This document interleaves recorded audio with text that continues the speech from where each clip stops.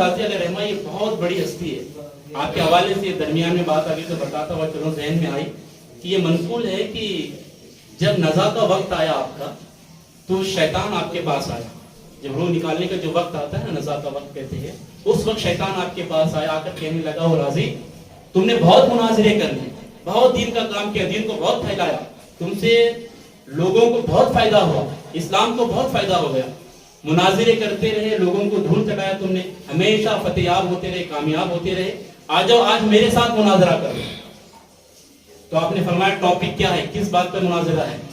तो कहने लगा कि आपका ये दावा है, आप हमेशा लोगों को दर्ज दिया है कि अल्लाह एक है, उसकी इबादत करो, अल्लाह एक है, उसी की इबादत करो, वही बंदगी के लायक है, पूजा के लायक, इबादत के लायक, वर्शिप के लायक सिर्फ अल्लाह है। आपने पूरी जिंदगी लोगों को ये दर्ज दिया। तो आज मुनाजिरा इसी बात पर है कि मेरा दावा है कि अल्लाह एक से ज्यादा है, मेरा दावा है अल्लाह एक से भी जाहिर है, आप कहते अल्लाह एक है। तो आपने फरमाया दावा है तो फिर दलील क्या है? शैतान था, उसने दलील पेश की और दलील में यह साबित करके दिखाया उसने कि अल्लाह एक से भी ज्यादा है।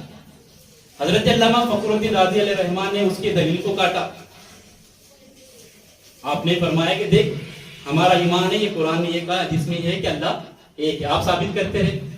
तो फिर उसने आपकी दलील को काटा, फिर उसने ये साबित करके दिखाया, दलील देखी कि अल्लाह एक से ज्यादा है।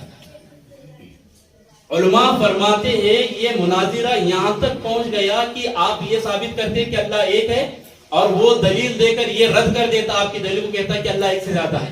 हत्ता कि एक अल्लाह होने पर अल्लामा फखरुद्दीन राज़ी अलैहि रहमान ने 360 दलीलें पेश की, मगर शैतान 360 दलीलें काटता और कहता है कि अल्लाह एक से ज्यादा है। अब ऐसे हालत में आप बड़े परेशान हुए, और नज़ा का जो आलम होता है ये बड़ा नाजुक वक्त होता है, यानी रूह निकलने का जो वक्त होता है बड़ा नाजुक होता है। अल्लाह सब पर करम फरमाए। इसीलिए उलमा फरमाते हैं जब किसी की रूह कमजोर है उस वक्त यासीन शरीफ पढ़ लिया करे ताकि रूह निकलने में आसानी होती है। और दूसरी चीज उससे ये कहे मत कि कलमा पढ़ो, आखिरी वक्त आया कलमा पढ़ो।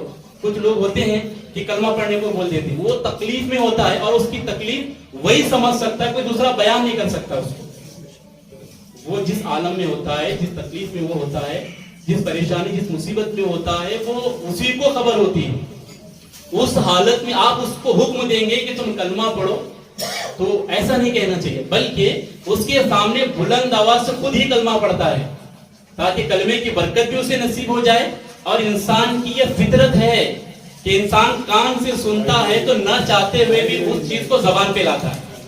इसीलिए हमारे उलमा फरमाती है गाने मत सुना करो, क्योंकि आप न चाहते हुए भी उस गाने को जबान पे लाएंगे, क्योंकि गानों के अंदर कुफरिया अल्फाज होते हैं, गानों में भी कुफरिया अल्फाज होते हैं, आप ना चाहते हुए जबान पे लाएंगे तो फिर ईमान के लाले पड़ जाएंगे। इसलिए वहां पर यह बताया जाता है कि नज़ा के वक्त जिसकी रूह कब्ज हो रही है आप उसको हुक्म मत दो कि कलमा पढ़ो, बल्कि खुद ही बुलंद आवाज से कलमा पढ़ते रहे, तो इंशाअल्लाह उसके जबान पे भी कलमा आएगा और कलमे की बरकतें भी उसे नसीब होगी। तो बता ये रहा हूं कि उसने 360 आपकी दलील को शैतान ने रद्द कर दिया। आप बड़े परेशान हुए, आपके पीरो मुर्शिद उस दरमियान कोई दूसरे मकाम पर आप थे, आपको ये इत्तिला मिली कि आपको ये पता चला कि मेरा मुरीद परेशान में है और शैतान के साथ मुनाजिरा हो रहा है। आप वजू फरमा रहे थे, उस वक्त आपने वजू के लोटे को फेंक कर मारा लोटे को, और फिर यहीं से कहने लगे राजी क्यों शैतान को दलील देते बैठा है।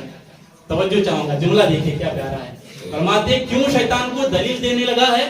शैतान से कह दे कि मैं अल्लाह को एक मानने के लिए मुझे किसी दलील की जरूरत नहीं है, बगैर दलील के मैं अल्लाह को एक मानता हूं। मुझे अल्लाह को एक मानने के लिए दलील की जरूरत नहीं है, मैं बगैर दलील के अल्लाह को एक मानता हूं। जब आपने ये कहा तो शैतान वहां से भाग गया और ये कहता हुआ भागा कि इसी हरबे से मैंने कई लोगों का ईमान लूटा है। तो शमे रिसालत के परवान यहाँ पर ये बात भी समझ में आती है जो कुरान ने कहा या अय्युहल्लज़ीना आमनु तक़ुल्लाह व कूनू मअस-सादिक़ीन, ईमान वालों अल्लाह से डरो और सच्चों के साथ हो जाओ।